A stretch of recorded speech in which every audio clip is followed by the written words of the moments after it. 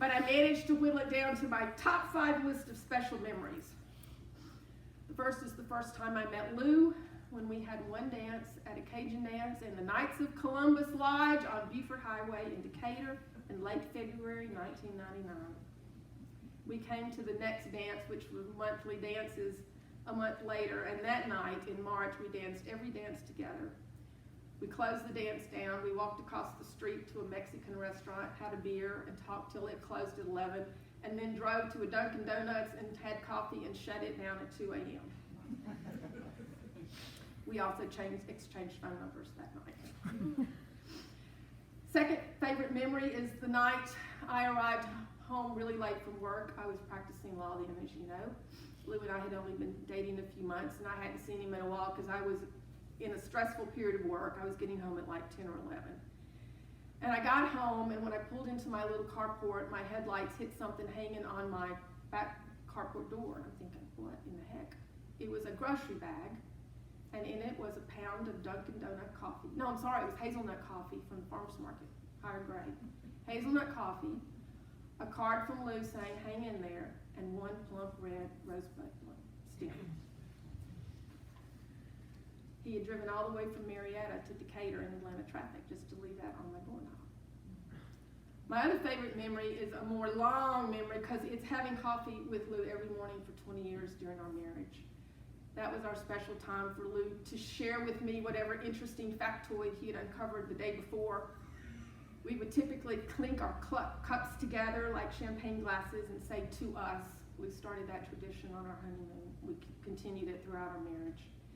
And he would always ask me some question, which if it was law, I might answer, and if it was theology, I'd at least give him what I thought. But sometimes I didn't know, so I'd grab my iPad and look it up and would talk about that.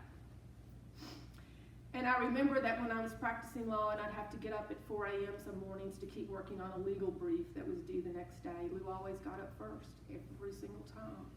He got the computer warmed up and turned on, he pulled up my draft document, he made a pot of coffee, and he served me my first cup before he went back to bed. I thought nights would be the worst without Lou. Making coffee in the morning is the worst without Lou. Another special memory is when Lou first met my 3 very dear friends sitting on the front row. We became friends when we were all young associates at the Washington, D.C. firm where we started our practice.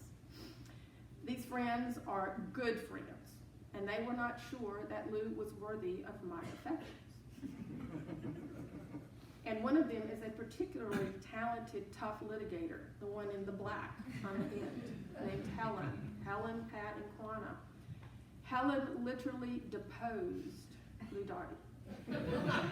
She pinned him to the floor with her questions. I got embarrassed, actually, and wondered if Lou would think, I'm not being around these women anymore. But Lou thought it was great. Once he kind of realized what was going on, the fact that I had such protective friends was more than good enough with him, because he was very protective of me too.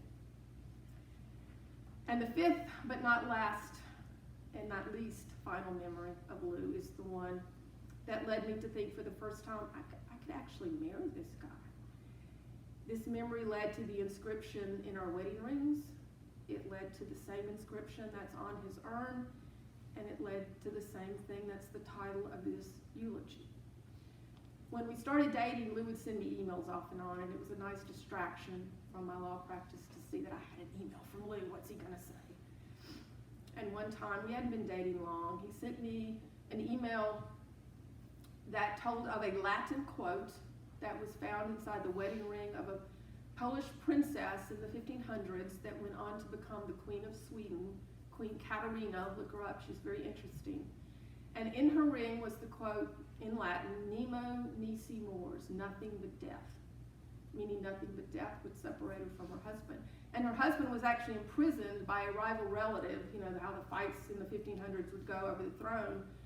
And the story is when the rival's guardsman came to escort Katarina away from the prison where her husband was, she took her ring off and showed it to him and said, I'm staying in prison with my husband, nothing but death. And I thought, I could marry this guy. That became our motto for our marriage.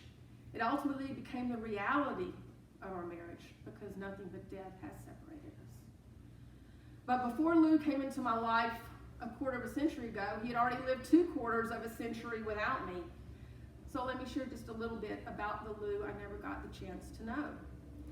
Lou grew up outside of Boston in the little town of Norfolk, Massachusetts, as the eldest child of Italian parents who were first-generation Americans. All 4 of Lou's grandparents immigrated from northern Italy to the United States in the early 20th century. And Lou was quite proud of his Italian heritage. That may be why he loved Latin so much, ancient Rome and all that. His first name, Louis, was the Americanized version of Luigi, the name of his father, as well as a great-grandfather and a great-great-grandfather on his dad's side, and Luigi would become my pet name for Lou over the course of our marriage. Lou's middle initial E stands for Ernest, the Americanized version of Ernesto, which was the name of a great-grandfather on his mom's side.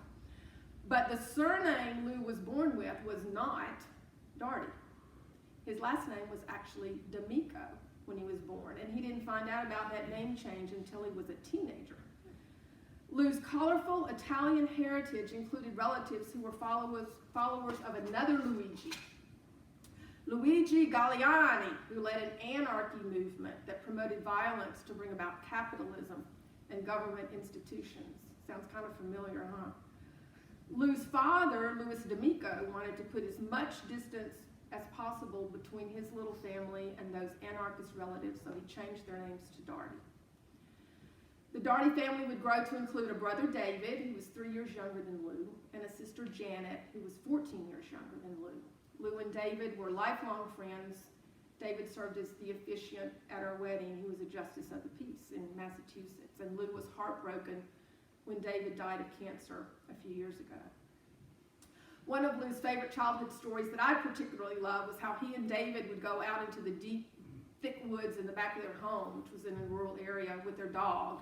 And they had trained their dog to wear notes on his collar back to the house where his mom was. So they would go play, get hungry, put a note on the dog's collar, "Send cookies, Mom." And the dog would trot to the kitchen door, the mom would let him in, read the note, send the cookies back out. I asked Lou how they trained the dog not to eat the cookies, and he couldn't remember. After David's death, Lou and his sister began to have long weekly phone calls on Sunday evenings. And I loved to get back home from my Sunday evening piano lessons to hear Lou's laugh coming through the bedroom door as he and Janet swapped family stories about their grandparents over the phone.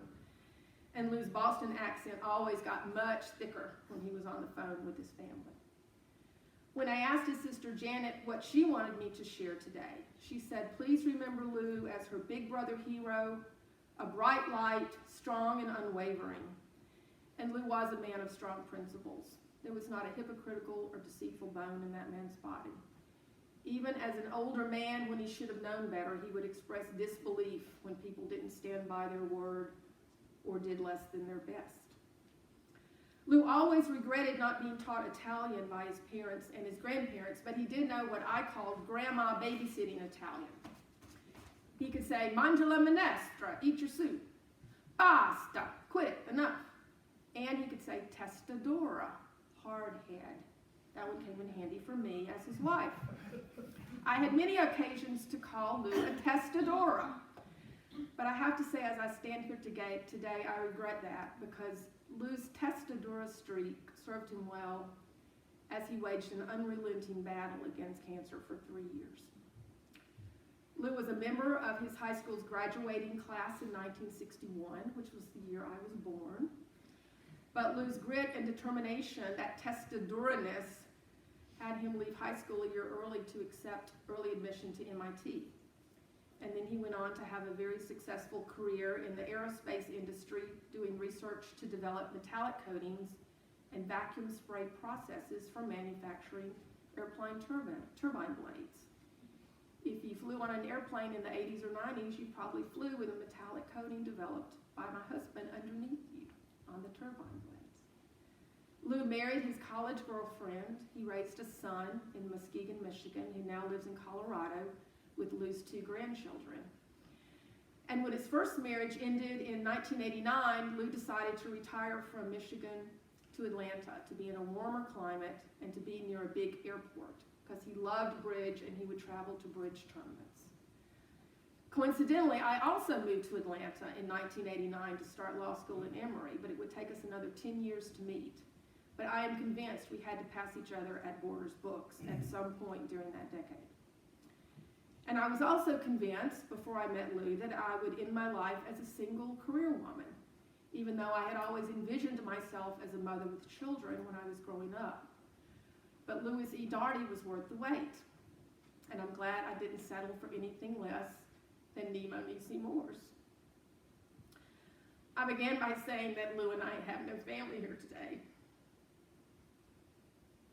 And it's true, there are no blood relatives. But look around.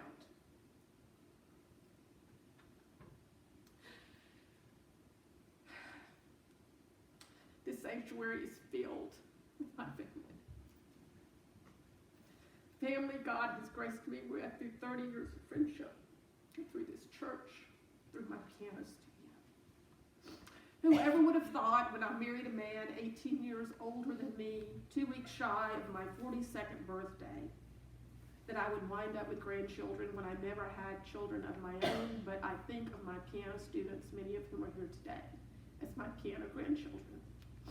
And I do think of you all as family. So thank you again for being here. And I know that Lou, who was always so protective of me and always had my back, would want to thank you too.